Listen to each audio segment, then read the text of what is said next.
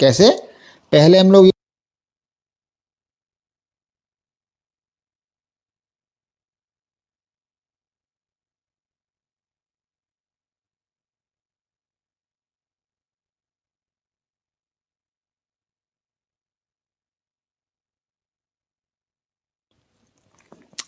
कि induction motor हमारी दिखती कैसी है। तो देखिए इंडक्शन मोटर देखने में कुछ ऐसी लगती है। ये जो आप देख पा रहे हो ये इंडक्शन मोटर का बिल्कुल प्रारूप है। वैसे तो ये कैपेसिटर रन मोटर है, लेकिन फिलहाल के लिए इंडक्शन मोटर्स को सिंगल फेस इंडक्शन मोटर का एक प्रकार है ये, लेकिन देखने में ऐसी लगती है। अब जरा आप इसको भी जान लीजिए कि ये अंदर से इसके पार्ट्स क्या क्या होते हैं। जैसे कि हम लोगों ने बात की थी, इसका सबसे बाहर का पार्ट रहता है आउटर फ्रेम, यानी कि योक। ये देखिए बिल्कुल बाहर का पोर्शन है आउटर फ्रेम या फिर योक, ये जो बना हुआ है ये एकदम बिल्कुल आपका बाहर का पोर्शन है। उसके बाद ये मोटर का शाफ्ट है, ये देख लीजिए। ये बियरिंग लगे होते हैं एंड्स पर ताकि फ्रिक्शन को कम कर सकें। उसके बाद ये जो एंड बेल है, ये आखिर में मोटर का कूलिंग करने के लिए फैन लगा होता है, कूलिंग फैन, और कूलिंग फैन के ऊपर जाली लगी होती है, इसको होता है ये बोलते हैं एंड बेल। ठीक। उसके बाद ये मोटर का स्टेशनरी पार्ट है, ये देखिए ये वाला पोर्शन और ये वाला पोर्शन जो आपको दिख रहा है ये मोटर का स्टेशनरी पार्ट है, ये वाला और ये वाला सेक्शन। ठीक। उसके बाद ये जो आप देख पा रहे हैं ये स्टेटर बाइंडिंग है, ये वाला पोर्शन, ये जो तार आप देख रहे हैं ये वाले, ये स्टेटर बाइंडिंग है। उसके बाद अगर आप देखें आर्मेचर या रोटर, तो ये आपकी रोटर बाइंडिंग है, ये आपका रोटर है, ये आपकी रोटर बाइंडिंग है। उसके बाद आती है ये बाकी कुछ नहीं, बाकी इसमें कुछ होता नहीं, स्लिप रिंग तो इसमें होंगी नहीं क्योंकि ये छोटी मोटर है, और सिंगल फेज इंडक्शन मोटर में स्लिप रिंग होने का क्या मतलब भला। ठीक। तो ये हमने सिंगल फेस इंडक्शन मोटर का छोटा सा प्रारूप देख लिया। अब चलिए आगे को आ जाते हैं। देखिए बेसिकली मैं हमेशा से आपको ये बात बताना चाहता था कि स्क्वायरल केज रोटर जो होते हैं वो दिखते कैसे हैं एक्चुअल में। तो ये काफ़ी अच्छा डायग्राम मुझे मिल गया, तो मैंने सोचा इसको आपको दिखा देता हूँ। तो देखिए ये जो है ये दरअसल स्क्वायरल केज रोटर ऐसे होते हैं दिखने में। ये जो आप देख रहे हैं ये वाला सेक्शन, ये वाला सेक्शन जो आप देख रहे हो ये वाला, तो ये बेसिकली ये है कि यहाँ पर छोटे छोटे स्लोट्स काट दिए जाते हैं, और स्लोट्स यानी खांचे काटने के बाद इनमें हम लोग ये जो कंडक्टर बार्स देख रहे हो आप, ये वाली ये है, ये this one, in conductor bars को व्यवस्थित कर दिया जाता है और दोनों की दोनों रिंग्स को लगा दिया जाता है, जिससे कि ये शॉर्ट सर्किटेड हो जाती है। ठीक है। और सब सभी जगहों पर लगभग। उसके बाद ये जो इंटरनल स्ट्रक्चर है कि ये जो पिंजरे के अंदर की चीज़ है, तो पिंजरे के अंदर के पार्ट को बोलते हैं हम कोर। तो वो तो आपको पता ही है कि लैमिनेटेड सिलिकॉन स्टील से बना होता है। ठीक। किससे बना होता है? लैमिनेटेड सिलिकॉन स्टील से। तो ये इस कंडक्टर बार्स के अंदर का पार्ट रहता है। ठीक। तो हमने स्क्वायरल केज रोटर भी जान लिया, सिंगल फेस इंडक्शन मोटर का इंटरनल स्ट्रक्चर भी जान लिया। तो आइए अब आते हैं इंडक्शन मोटर के प्रकार पर। तो आपको अगर याद हो तो मैंने आपको बताया था कि सिंगल फेस इंडक्शन मोटर हमारी रहती हैं स्प्लिट फेज इंडक्शन मोटर, एक रहती है कैपेसिटर स्टार्ट इंडक्शन मोटर, और एक रहती है कैपेसिटर रन इंडक्शन मोटर या फिर परमानेंट कैपेसिटर इंडक्शन मोटर, और एक रहती है कैपेसिटर स्टार्ट और कैपेसिटर रन। तो ये इस प्रकार से हमारी 4 मोटर हैं, और इन्हीं 4 मोटर को हमको अपना सिंगल फेस इंडक्शन मोटर में स्टडी करना है। तो चलिए फिर बिना किसी देरी के सिंगल फेस इंडक्शन मोटर के पहले प्रकार को, जिसका नाम है स्प्लिट फेज इंडक्शन मोटर, उसको स्टडी कर लेते हैं। तो स्प्लिट फेज इंडक्शन मोटर क्या होता है कि इसमें बाइंडिंग को 2 भागों में बांट देते हैं, मतलब सप्लाई एक। देखिए सिंगल फेज इंडक्शन मोटर का जो आपका सिद्धांत है, वर्किंग प्रिंसिपल, वो कुछ ऐसा है कि यदि उसमें 2 बाइंडिंग रहती हैं, एक रहती है आपकी मेन बाइंडिंग और एक रहती है ऑक्सिलरी बाइंडिंग, और इसके बारे में तो हम लोगों ने डिस्कस ऑलरेडी कर लिया है, ठीक, उसमें अपने लास्ट वाले क्लास में। तो ये मेन बाइंडिंग और क्या बोलते हैं आपका ऑक्सिलरी बाइंडिंग, दोनों में ही करंट फ्लो होता है। उनके बीच में लगा होता है एक सेंट्रीफ्यूगल स्विच। ये सेंट्रीफ्यूगल स्विच काम करता है कि किस बाइंडिंग में कब तक करंट रहेगा। जैसे कि स्टार्टिंग बाइंडिंग में सिर्फ स्टार्टिंग में करंट रहेगा, जब मोटर अपना 70% स्पीड के अप्रोक्सीमेट स्पीड प्राप्त कर लेगा तो आपका स्टार्टिंग बाइंडिंग से करंट खत्म हो जाएगा और सारा का सारा करंट फ्लो होना स्टार्ट हो जाएगा। किससे? रनिंग बाइंडिंग से। किससे? रनिंग बाइंडिंग से, ठीक। और यही स्प्लिट फेज इंडक्शन मोटर होती है हमारी। इसकी विशेषताएं क्या है? विशेषताएं हैं, स्प्लिट फेज इंडक्शन मोटर का जो टॉर्क है वो एक ही बाइंडिंग द्वारा पैदा होता है। जब आपका स्विच बंद, जैसे कि मैंने आपको बताया कि जब इसमें स्विच इसका ऑफ हो जाएगा तो उसकी स्टार्टिंग बाइंडिंग की सप्लाई कट जाएगी।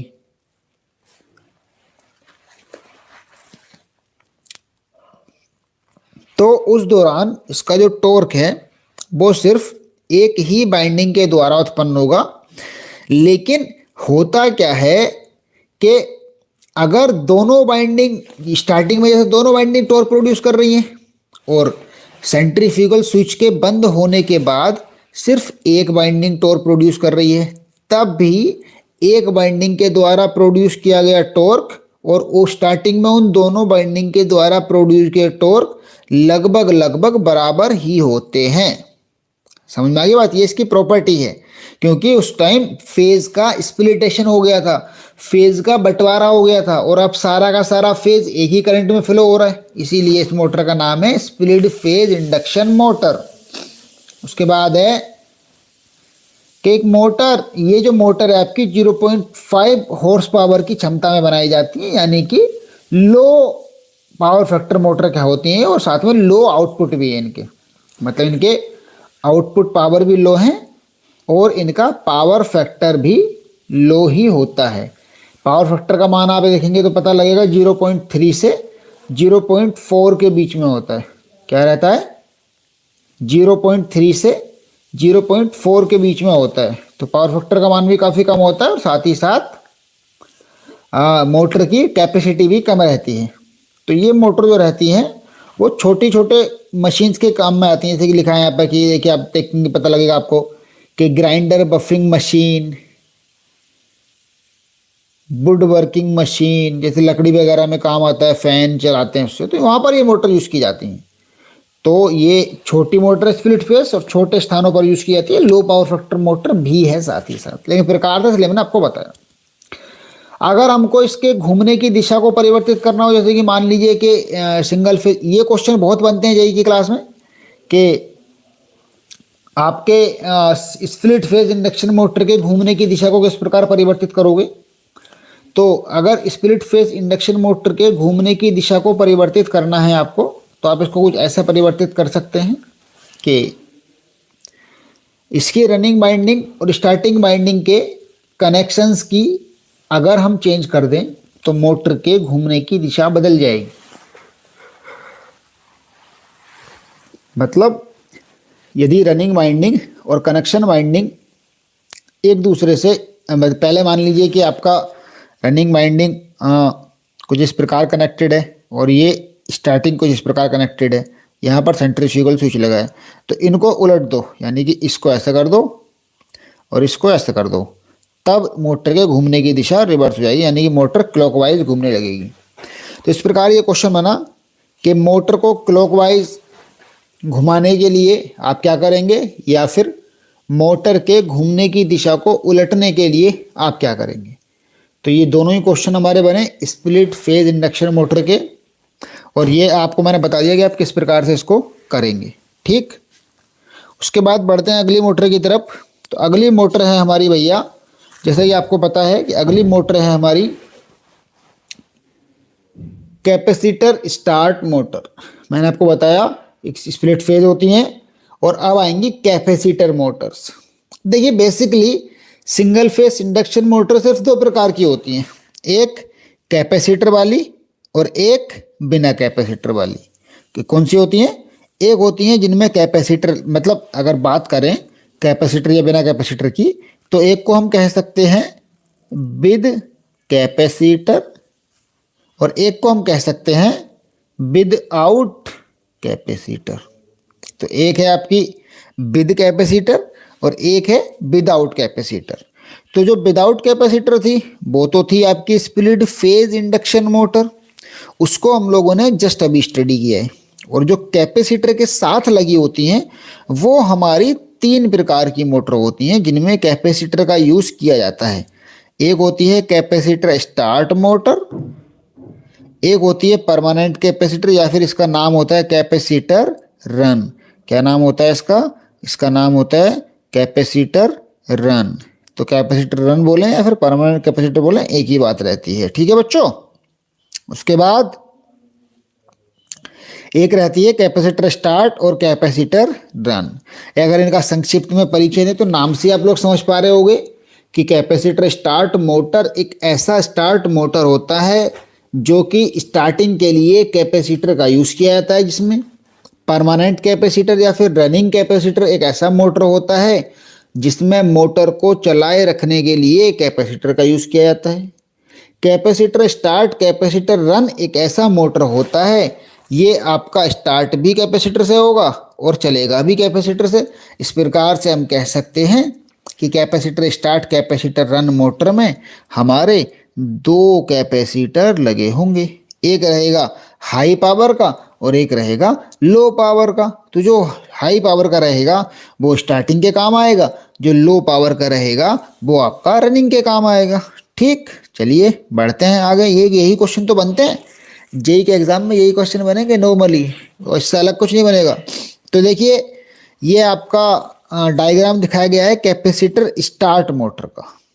तो कैपेसिटर स्टार्ट मोटर एक ऐसा मोटर होता है, ये देख लीजिए, ये इसका डायग्राम है, ये ऐसी लगती है देखने में, ये इसमें लगा हुआ है कैपेसिटर।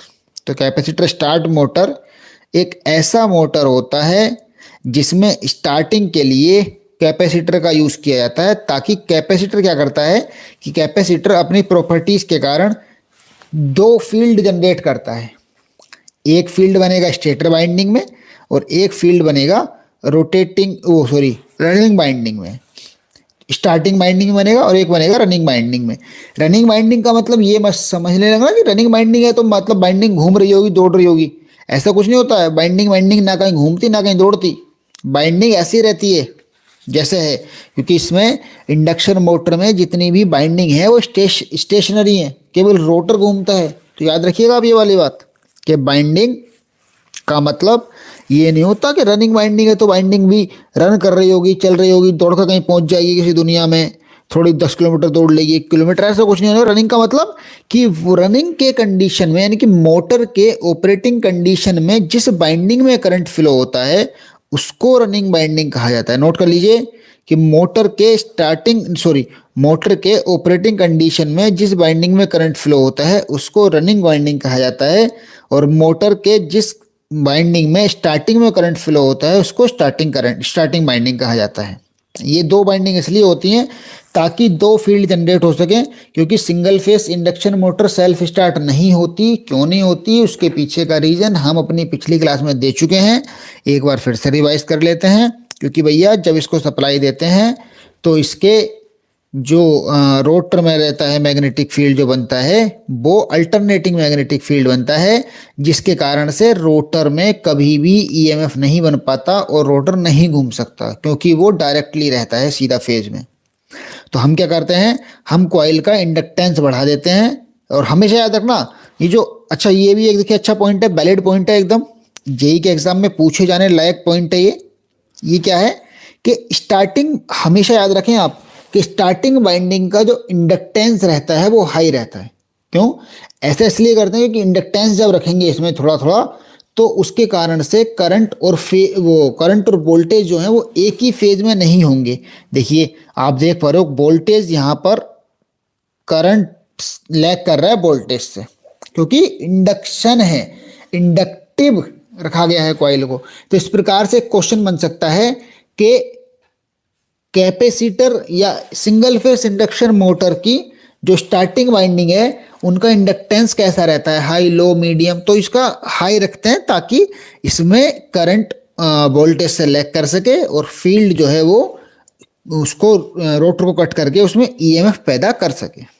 फिलहाल अब अपने टॉपिक पर आते हैं।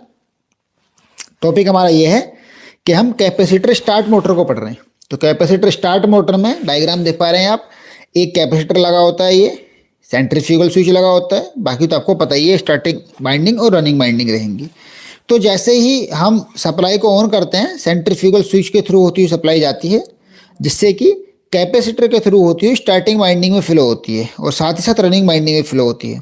तो कैपेसिटर क्या करता है कि कैपेसिटर यहाँ पर दो फील्ड क्रिएट करने का काम करता है, और जैसे ही हमारी मोटर, फिर से वही वाली बात, जैसे ही मोटर हमारी लगभग 60 से 70% स्पीड प्राप्त कर लेती है, स्टार्टिंग बाइंडिंग में करंट फ्लो होना बंद हो जाता है क्योंकि सेंट्रीफ्यूगल स्विच ऑफ हो जाता है।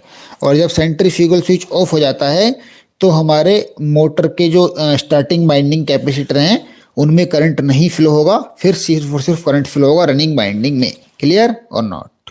आई होप कि आपको ये समझ में आया होगा। ये इसका वेक्टर डायग्राम है। ठीक, ये हमने इसका डायग्राम भी देख लिया और अब बढ़ते हैं आगे, विशेषताएं जान लेते हैं इसकी। क्या जान लेते हैं? कैरेक्टरिस्टिक्स क्या है इसकी। तो कैपेसिटर स्टार्ट मोटर का स्टार्टिंग टॉर्क रनिंग टॉर्क के कंपेयर में कई गुना होता है। नोट करिएगा, कैपेसिटर मोटर का starting torque, capacitor start motor का स्टार्टिंग टॉर्क जो रहता है वो रनिंग टॉर्क की कंपेयर में कई गुना अधिक होता है। कई गुना मतलब स्टार्टिंग टॉर्क इसका हाई रहता है जबकि रनिंग टॉर्क इसका कम रहता है।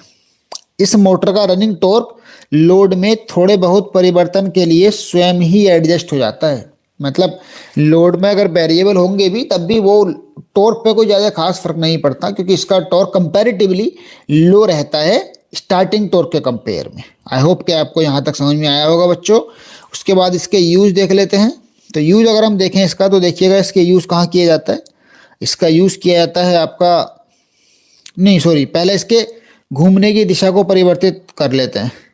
तो घूमने की दिशा परिवर्तन के लिए कैपेसिटर स्टार्ट मोटर के घूमने की दिशा परिवर्तित करने के लिए रनिंग और स्टार्टिंग बाइंडिंग के कनेक्शंस की दिशा बदल दी जाती है। सेम कहानी है जो आपके स्प्लिट फेज इंडक्शन मोटर में हो रही थी, वही कहानी आपके कैपेसिटर स्टार्ट मोटर में भी है कि कैपेसिटर स्टार्ट मोटर के घूमने की यदि आपको दिशा परिवर्तित करनी है तो भैया आप इसके रनिंग और स्टार्टिंग बाइंडिंग के कनेक्शंस की दिशा को बदल दीजिए। ठीक है, उसके बाद आगे बढ़ते हैं।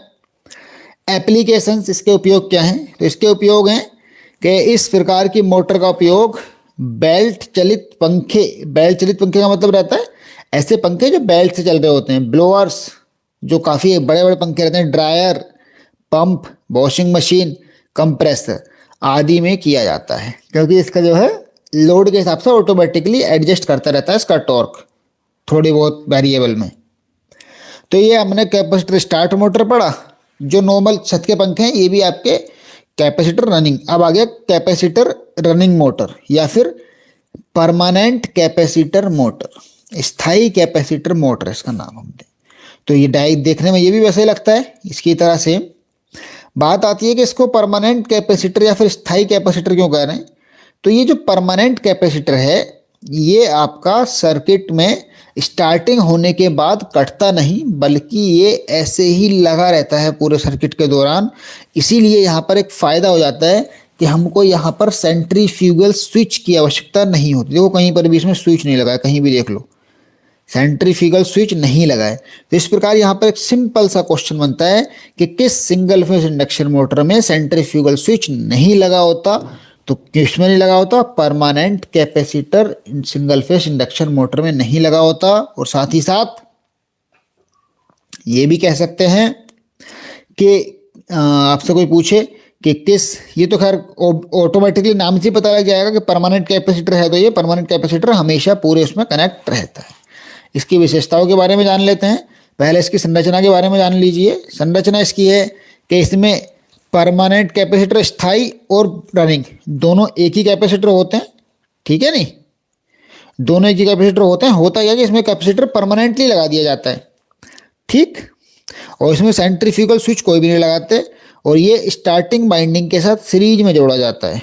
इस कैपेसिटर की वैल्यू रहती है वो 2 से 2.5 माइक्रोफैरड रहती है।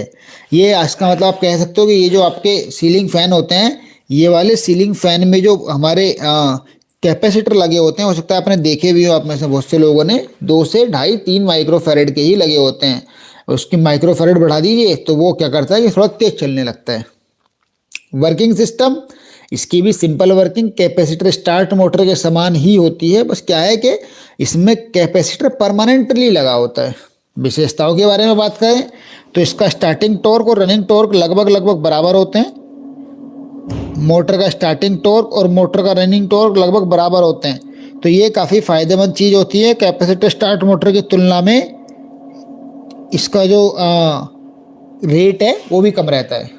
जैसे कि मान लो कि आपको एक 0.2 हॉर्स पावर की मोटर लानी है और एक ला रहे हैं कैपेसिटर स्टार्ट, एक ला रहे हैं कैपेसिटर रन, तो कैपेसिटर रन वाली मोटर का जो रेट रहेगा वो कैपेसिटर स्टार्ट वाली मोटर के कंपेयर में कम रहेगा अगर सेम रेटिंग है, तो जो उसका प्राइस है। ठीक है, चलिए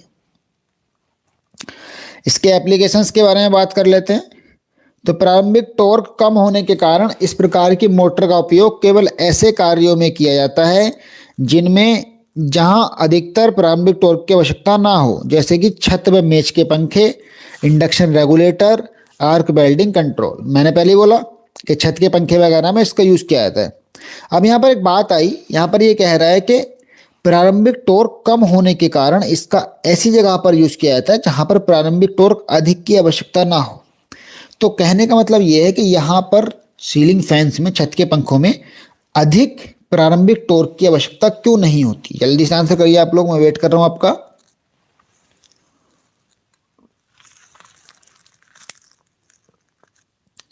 कि यहाँ ये छत के जो पंखे लगे हुए हैं, इन छत के पंखों में अधिक प्रारंभिक टॉर्क की आवश्यकता क्यों नहीं होती, बताइए।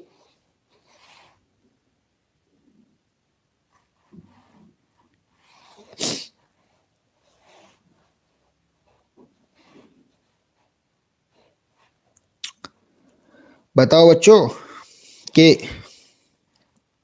कोई बात नहीं, चलिए तो मैं बता देता हूं कि अधिक प्रारंभिक टॉर्क की आवश्यकता इसलिए नहीं होती क्योंकि अधिक प्रारंभिक टॉर्क की आवश्यकता वहां होती है जहां हमको किसी लोड को कैरी करना पड़ता है। लेकिन सीलिंग फैंस जो होते हैं वो ओपन रहते हैं, फ्री लटके रहते हैं, इसलिए वहां पर वो किसी लोड को कैरी नहीं कर रहे होते, इसलिए वहां पर उनको ज़्यादा स्टार्टिंग टॉर्क की आवश्यकता नहीं पड़ती। इसके घूमने की दिशा फिर से वही कहानी, स्टार्टिंग बाइंडिंग और रनिंग बाइंडिंग के कनेक्शंस की दिशा को बदलकर इजीली इसको चेंज किया जा सकता है। किसको? इसका मतलब सारे के सारे इंडक्शन मोटर्स की स्पीड को स्टार्टिंग बाइंडिंग और रनिंग बाइंडिंग के कनेक्शंस को बदल के ही चेंज किया जाएगा। ठीक, अब सिंगल फेस इंडक्शन मोटर का आखिरी प्रकार आ गया है, वो है आपका capacitor start capacitor run motor. क्या है? Capacitor start capacitor run. तो कैपेसिटर स्टार्ट मोटर जो है वो आपकी है भैया